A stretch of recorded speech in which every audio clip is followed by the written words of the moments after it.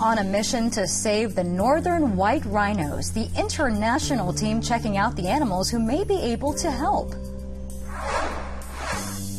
Plus, questions over digital engagement, the ambitious agenda to review San Diego data, and why it's taking so long to release it to the public. KPBS Evening Edition starts now.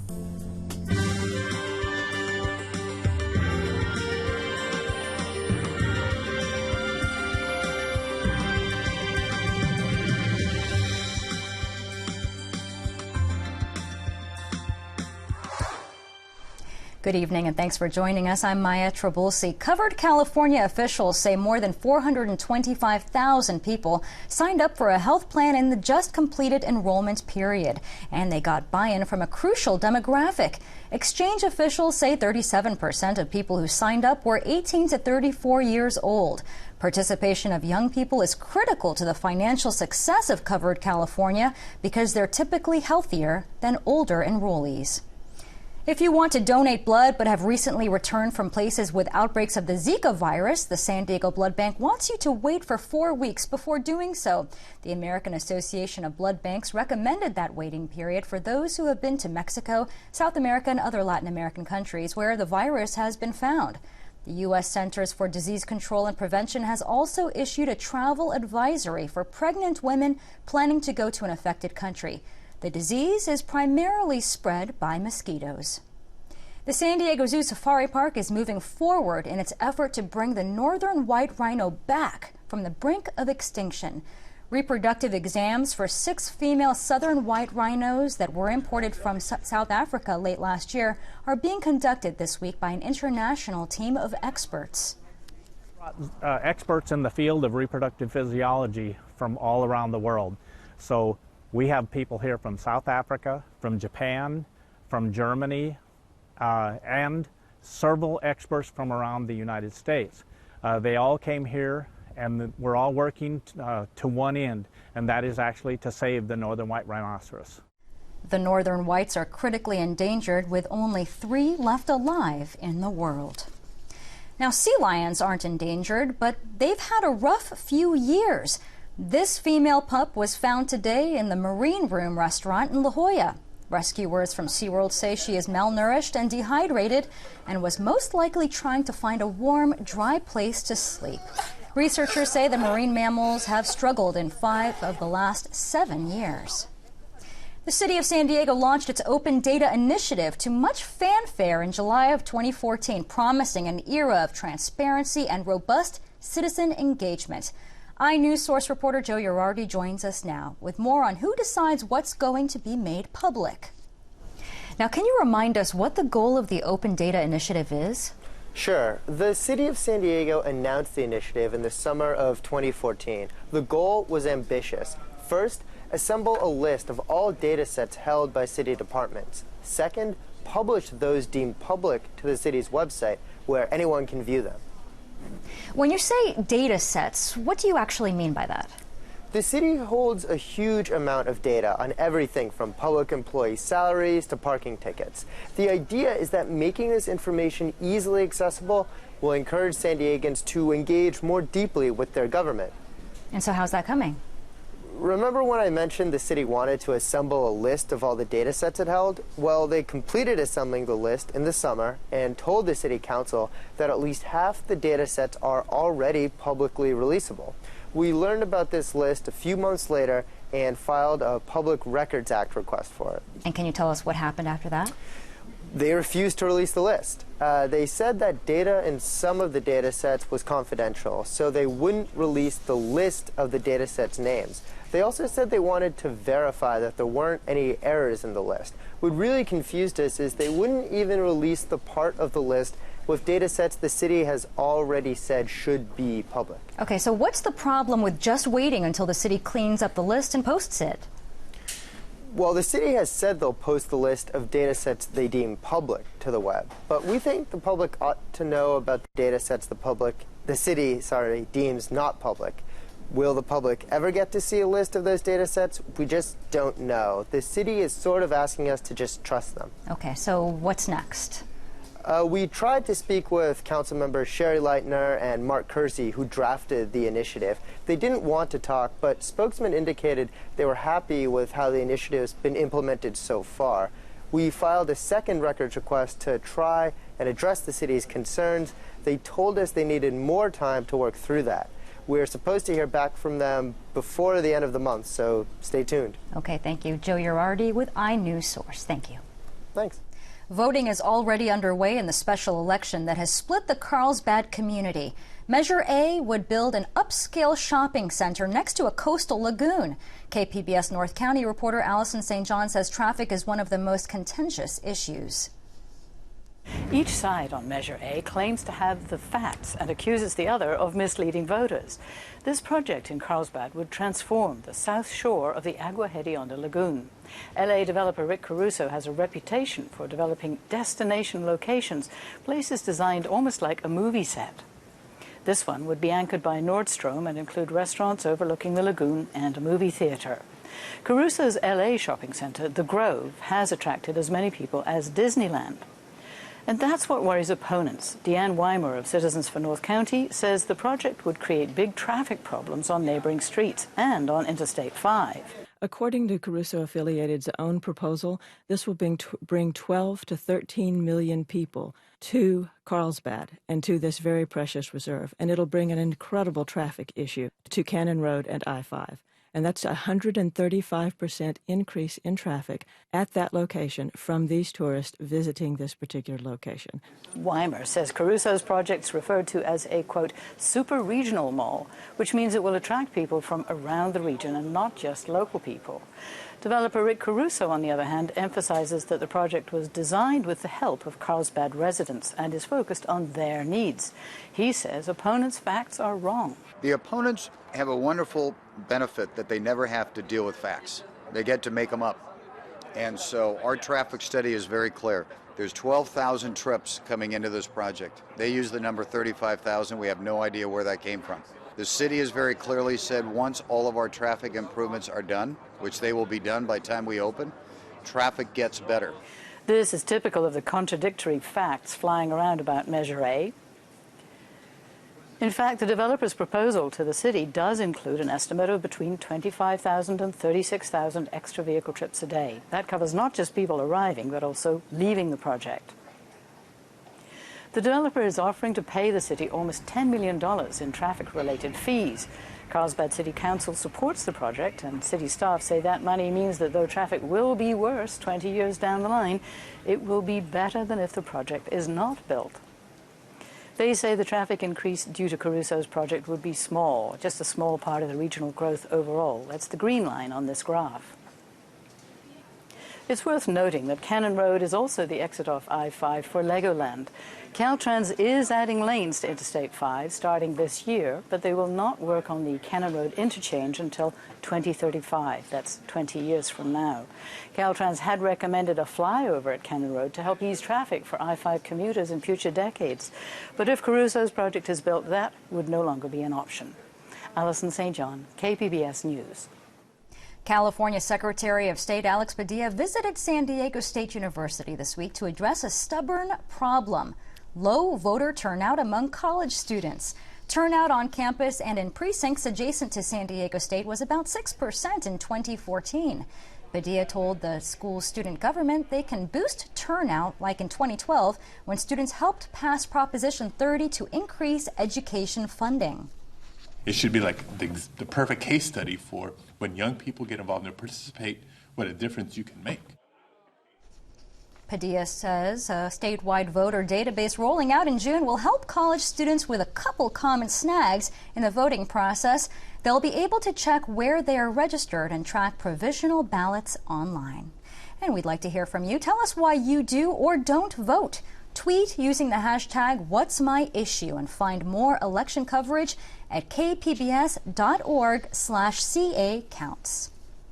As worldwide media descend on the San Francisco Bay Area for Super Bowl 50, activists are holding protests to draw attention to one of the city's most intractable problems: homelessness. KQED reporter Monica Lamb gives us a look at the tent cities just around the corner from Super Bowl festivities. It's a daily routine. City crews across San Francisco clean up around homeless encampments.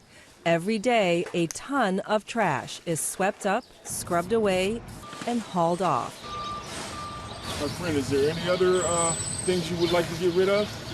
The city says it doesn't take personal property or force anyone to move. But David Tompkins says when the cameras aren't rolling, things are different. I mean, they've been shoving us around like ping pong balls. Just in general, does anyone come and hassle you? No, nobody asks us to move. They tell us to move. They start taking our stuff. I woke up to all these guys throwing my things in the garbage. Tompkins is a carpenter who lost his home several years ago.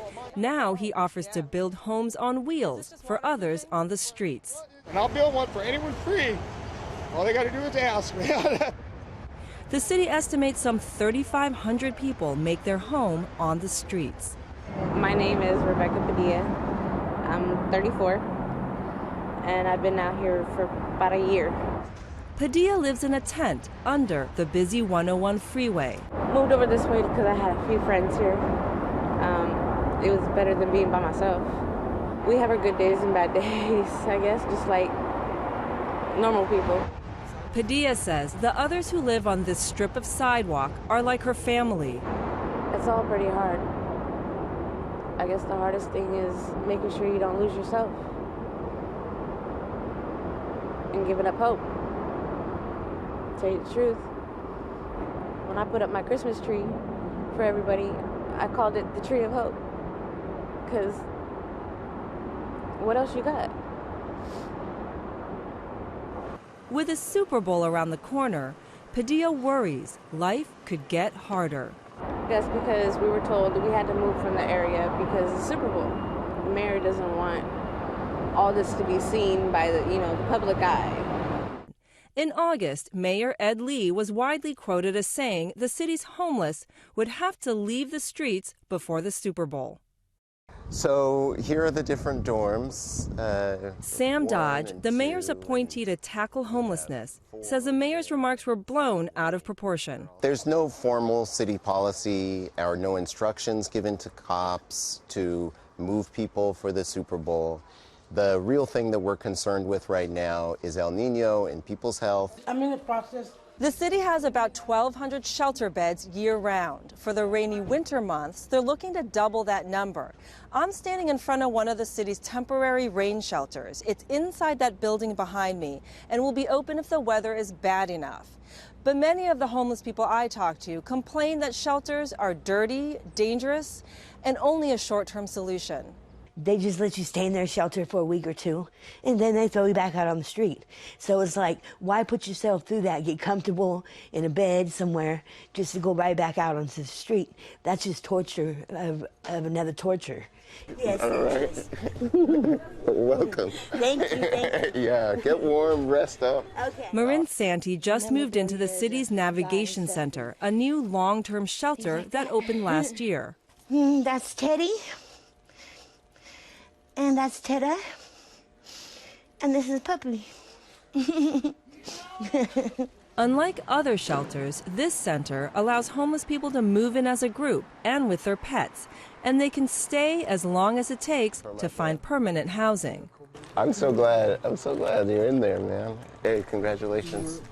Good to see you. At 38 years old, Santi says she's been on the streets since she was 11. In and out of group homes. But I never stayed long because I was always paranoid. I have bad paranoia, schizophrenic. Santi says living on the streets makes it hard to avoid breaking the law. According to the city, last year, police handed out about 2,300 citations a month, or 77 a day, for offenses such as sleeping in the park, blocking a sidewalk, or drinking in public. When the citations pile up, offenders are taken to jail. Santi says she's been jailed 3 times. They've taken my tent. They've put my dog in jail. I have no clothes, no tent. They've taken everything I've owned. Including, Santi says, her medications for HIV. My police colleagues tell me all the time that they want more real solutions. That people need a housing, they need a place to go. But housing in the Bay Area is already in short supply. home prices and apartment rents keep climbing, and building affordable housing can take years. What would it take to end homelessness in San Francisco? Yeah, ending homelessness is a matter of both resources and political will and public support. While homeless encampments now seem to be everywhere, the annual homeless count suggests only a small growth in actual numbers. Some city officials say it's widespread development that's now pushing the homeless into more visible spaces. Over the last 10 years, our homeless count has stayed relatively stable. Now, that's a kind of success, but it doesn't feel like success to me, and I know it doesn't feel like success to those experiencing homelessness or citizens of our city. We really need to do better. David Tompkins thinks he knows why the homeless problem persists. So who wants to tackle a problem that's in public office with no fix? But Santee says she is now optimistic about her future. I'm hoping to get into some kind of SRO housing. As for Rebecca Padilla, she has just one wish. Making it out of this, that's for sure. Because I would love to be with my son again. My son's my pride and joy. He's 10 years old. I don't want him to see me out here like this. But he knows.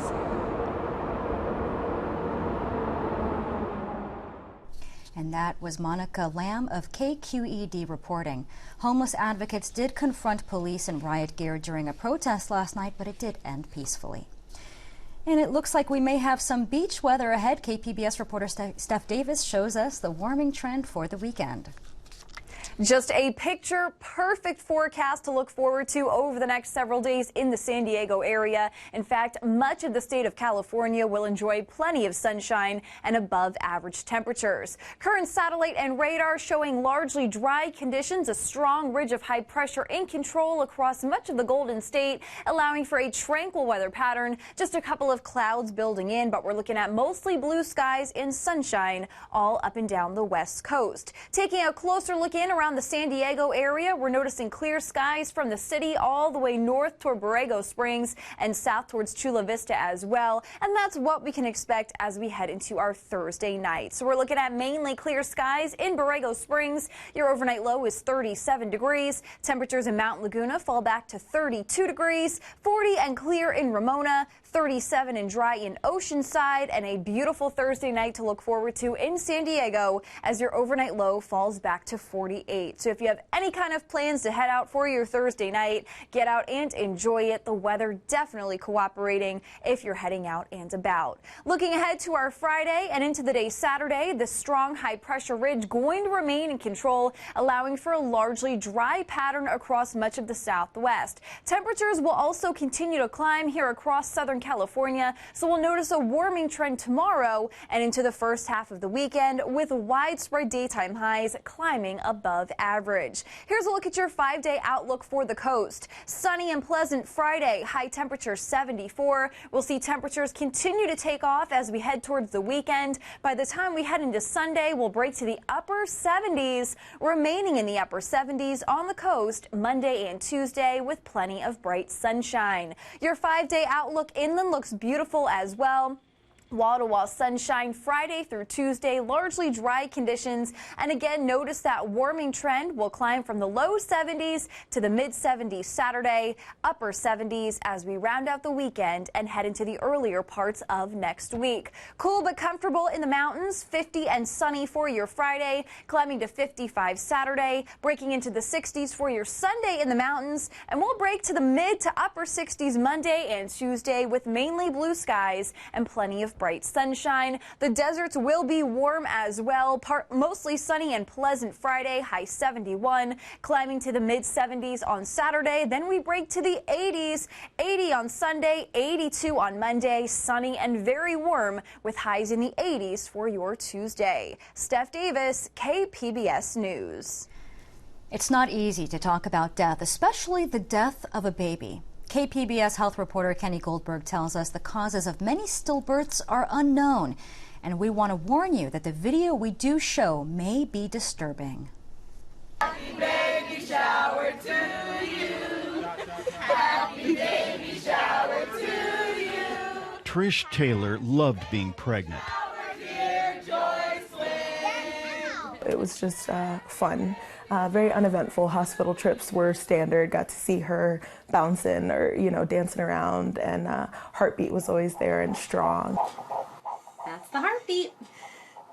Taylor and her husband named their baby Joycelyn. They bought a crib and set up a nursery. All of Taylor's family flew in for the birth. On the day after her due date, Taylor used her at-home baby monitor to listen to Joycelyn's heartbeat. And I couldn't find anything, so I knew something was wrong because I listened to her regularly, and I just told my family I was going to run to the hospital to make sure she was okay. At the hospital, the nurse couldn't find Joycelyn's heartbeat either, so they brought in the ultrasound machine. They went to her little heart chamber, and I'm so used to seeing this little flicker, and there was no little flicker. And they were still looking and still trying, but I seen it, I knew. And I said, there's no flicker, right? And they said no. And that's when they said, we're sorry, Trish and Dwayne, Joycelyn doesn't have a heartbeat. Taylor could have had Joycelyn extracted by C-section, but she decided to go through labor and deliver her baby as she had originally intended. This is my beautiful daughter, Joycelyn Grace. She's almost 24 hours out the womb. She's already with the Lord. The Taylors chose not to have an autopsy performed on Joycelyn. Shortly after this video was taken, Joycelyn was cremated. To be sure, the vast majority of pregnancies in the U.S. result in a healthy baby. Even so, about 1 out of every 160 pregnancies ends up in a stillbirth. The March of Dimes says nearly 24,000 babies are stillborn in America each year. These kind of squiggly line is actually the actual moment-to-moment heartbeat of the fetus. Dr. Tom Kelly is chief of perinatal medicine for the UC San Diego Health System. He specializes in high-risk pregnancies. Dr. Kelly says women with conditions like lupus, diabetes, or pregnancy-related high blood pressure are at higher risk of having a stillbirth. Other risk factors include smoking and obesity. Unfortunately, about half the time there's no explainable reason, and that's the frustration for, the obstetrician as well as the patient is, why did this happen? And I guess more importantly, is this going to happen to me again? Kelly says the problem is perfectly healthy women who've had a normal pregnancy can still have a stillborn baby. Most stillbirths occur in low-risk women, unfortunately, because there are more low-risk women than high-risk women. When a stillbirth occurs at UCSD Medical Center in Hillcrest, clinical social worker Danielle Nelson gets a call. I just lost a baby. How do I? Well, it's like, but if you feel like getting out of the house, get out of the house. It's Nelson's job to help a woman and her family begin the grieving process. So I've seen everything from walking into a room where patient is very numb, family is very numb. I walk in, I introduce myself as the social worker, and they say, great, we need our parking validated. And then I've also walked into rooms where everyone is emoting, and it's very visceral, and everyone's feeling it. It's acute. And neither one is right or wrong. It's just, you meet the patient where they're at, and you go from there. This is a hand mold that her and her father did in the hospital. Trish Taylor says her religious faith has helped her cope with her loss. I had seen her smile that day. She was smiling at 10 weeks. In addition, she's found comfort in blogging about her journey. This picture of her is one of my favorite ones with her at the hospital. Taylor's decorated a mantle in Joycelyn's honor. This is the remains, what's left of her. And she had some keepsake jewelry made in Joycelyn's memory. This is a pendant with her ashes. Another pendant with her ashes. Actually, I love this one. It's breast milk. Taylor and her husband have also donated 2 special pieces of equipment called cuddle cots to UCSD. Each cot is a refrigerated bassinet that allows stillborn babies to stay with the parents a little bit longer rather than going straight to the morgue. The Taylors want to have another child soon, but Trish says she'll never forget Joycelyn, whose death remains unexplained. I'm never going to get over Joycelyn dying. She's not a bad day that I had. She's my daughter, and she's not here anymore, and so she goes forward with me. Kenny Goldberg, KPBS News. And KPBS video journalist Katie Shulove helped produce that story. I'm Gwen Eiffel on the next News Hour. After 50 years of war, Colombia faces a new fight against Zika. We sit down with Colombia's president. That's Thursday on the PBS News Hour. A civil rights legend was honored today on what would have been her birthday. Rosa Parks would have been 103 years old today. Congress called her the First Lady of Civil Rights and the mother of the Freedom Movement. In California, February 4th, the day of her birth, is known as Rosa Parks Day. The civil rights activist visited the campus of Mesa College several times before her death in 2005, and today the college commemorated her at the Rosa Parks Transit Center. She's very symbolic, and she definitely made a difference for our people. Rosa Parks Day was created by the California State Legislature and was celebrated for the first time in 2000. And you can find tonight's stories on our website, kpbs.org/evening edition. Thank you for joining us. Have a great evening. Good night.